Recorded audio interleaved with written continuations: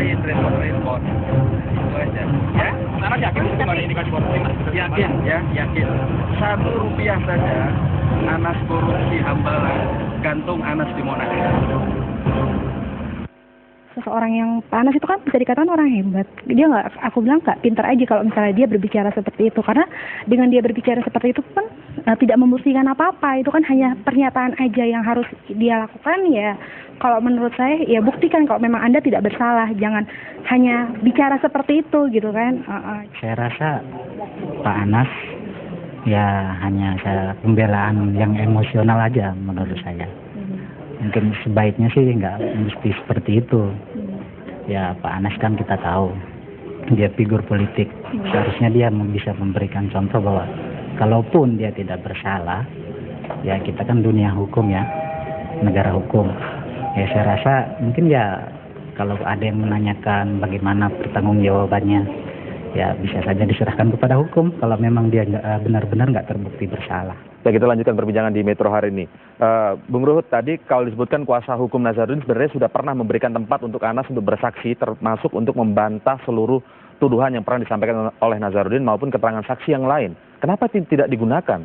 Kenapa lebih memilih berkoar di luar bahwa siap digantung di Monas?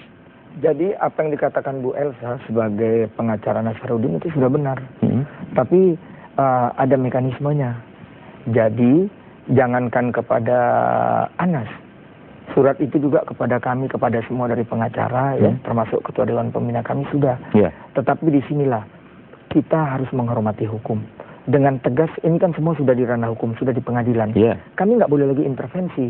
Jadi apa yang dikatakan Bu Elsa benar, tinggal semestinya saya merujuk apa yang dikatakan pakar hukum pidana Pak Dian tadi. Ya, ketua majelis dan majelis anggota lah. Apalagi ini bukan saksi yang meringankan, ini saksi fakta. Mestinya jaksa yang jemput bola. Jadi bukan karena Anas menolak ini untuk hadir di saksi. Anas tidak menolak. Kalau Anas dipanggil oleh majelis yang mulia, ibu dan anggota majelis, saya rasa dia datang. Tapi nggak dipanggil. Kan itu masalahnya. Bagaimana penjelasan soal itu, Bu Elsa? Iya, memang kita sudah mohonkan kepada majelis hakim karena dari semua saksi yang dihadirkan jaksa itu dari Rolsa, Julianis, Rina,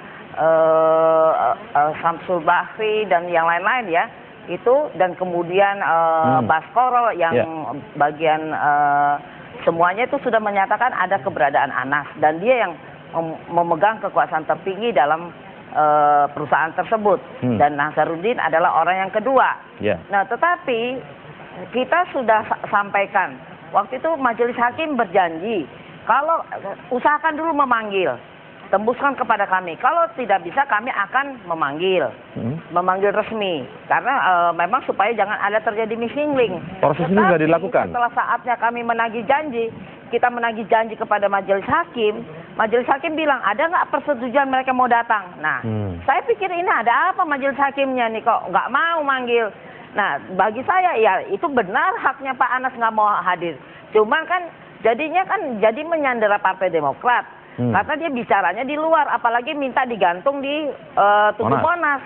Hukum kita tidak mengenal hukuman digantung. Misalnya Pak Anas minta supaya dia bilang gantung saya di Tugu Monas, nggak bakal dikabulkan karena tidak ada vonis gantung di Tugu Monas. Walaupun tidak bisa intervensi, sebenarnya Partai Demokrat bisa nggak mendorong sang ketua umum yang namanya sering disebut ini untuk memanfaatkan ranah saksi ini kepada Bung Ruhut sebentar, Bu Elsa?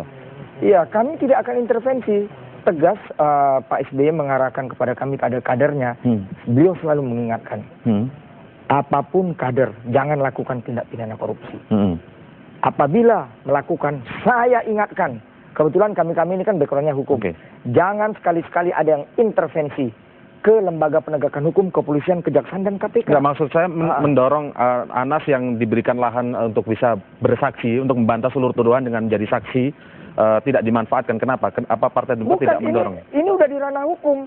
Seperti yang dikatakan Bu Elsa. Hakimnya dong, jaksanya dong. Kalau kami kan nggak bisa. Tapi kalau seperti yang disebutkan Bu Elsa tadi ada beberapa kerumitan bahwa majelis hakimnya dengan alasan entah kenapa tidak bisa memanggil Anas Urbaningrum, seperti apa Bung Ruhut melihatnya? Enggak, kalau saya lihat memang ibu itu tidak mau manggil. bukan ada hambatan. Bisa kok, kan tadi kita hormati loh pakar hukum. Maksudnya majelis hakim itu tidak memanggil? Tapi juga jangan nggak dipanggil Anas mengojok-ngojokin diri, nggak bisa juga. Kalau menurut Bung Ruhut sendiri sebenarnya perlu nggak Anas hadir dalam sebagai saksi di sana seperti yang disebutkan Bu Elsa tadi? Ya kalau ada di dalam BAP, kalau dipanggil hakim ya perlu. Tapi ini kan masalahnya nggak ada. Itu masalahnya. Jadi yang dikatakan Bu Elsa betul, hukum kita tidak ada itu yang digantung di Monas. Tapi kan saya katakan ini politik. Anas harus ngomong gitu karena kami sekarang tersandra. Kami tersandra. Dan ini kalau proses hukum, waduh, karam kami 2014, Bos.